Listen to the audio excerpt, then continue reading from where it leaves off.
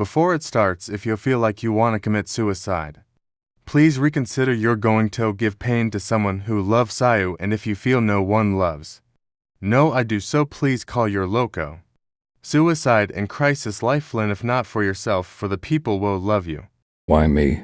It's a question that reverberates through the shattered fragments of my life.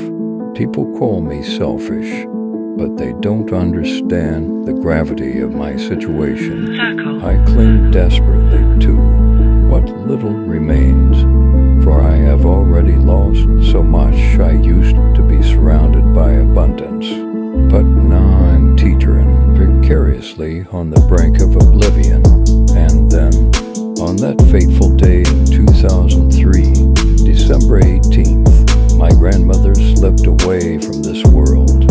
She was the only family member who ever cared about me, and now she's gone. It was too much to bear. A turbulent storm of rage engulfed me, causing my blood to boil with envy. How dare those people complain to me about their trivial troubles? While I struggle to merely survive, they fail to comprehend the immense weight of loneliness, the unbearable agony of lovelessness. It burrows deep within, unrelenting like a merciless knife plunging 25 inches into the core of my being. But enough about me, you're here for her story. The name's Michael Norton, and this tale began when I found myself in the clutches of Jenna Myers and Fred David.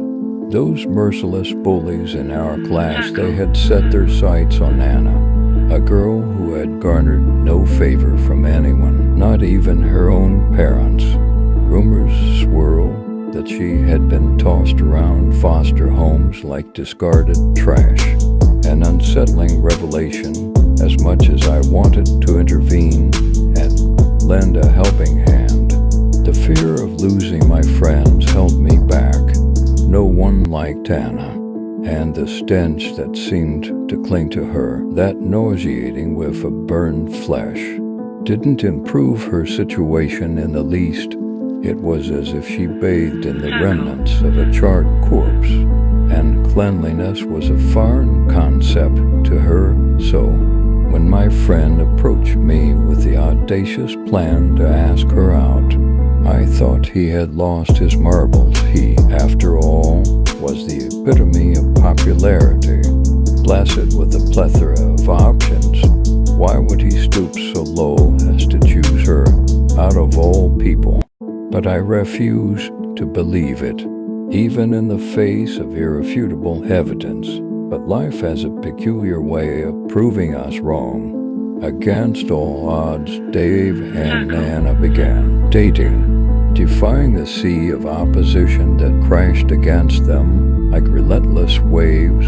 It didn't take long, however, for the dark secrets to reveal themselves. Dave had wandered astray, seeking solace in the arms of a certain Susan Phelan.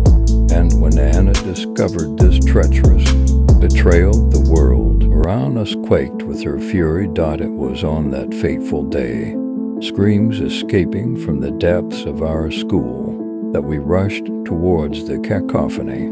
The hallways were a chaotic mess, as everyone converged, desperate to bear witness to the unfolding tragedy.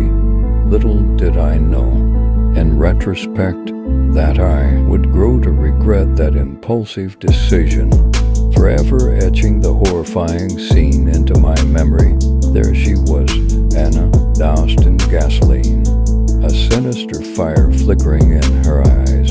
Susan valiantly tried to dissuade her from succumbing to the wretched act of suicide, but her pleas fell upon deaf ears. Anna launched into a diatribe, disgorging her pent-up frustrations. How dare you tell me not to jump, not to end my own existence? None of you care about me, not a single one. All you crave is a pathetic spectacle to satiate your bullying desires. Well, I won't allow it to happen any longer. With those words, a chilling resolve took hold of her. And then, In a moment of madness, she beckoned Dave, her voice laced with sinister delight. Come, Dave, come dance with me in the realm beyond. His face transformed from disbelief to sheer terror as Susan turned to walk away, resigned to the fact that reasoning would have no effect. Hannah then at that moment grabbed Susan, gripping Susan tightly, ignited the flame of her lighter, and unleashed it upon herself, casting their intertwined figures into the abyss below. Anna's life was instantly extinguished upon impact with the unforgiving ground. Her pain brought to an abrupt end. Susan, however, suffered a different fate, her screams echoing in our ears, etching an indelible scar upon our souls. But what I will never forget, what will haunt me till my dying breath, was the blood-curdling laughter Anna released as they plummeted. A month later, the weight of guilt consumed Dave's spirit, driving him to the precipice of despair. Unable to bear the burden of both deaths on his conscience, he chose to meet his own end, and now, here I am, left with nothing but this abominable tale as a cautionary reminder. Do not trifle with a woman's heart, for the consequences can be dire.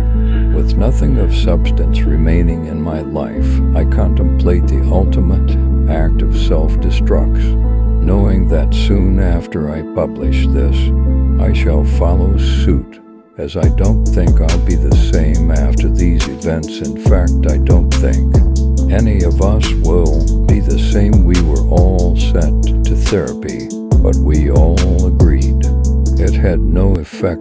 The end.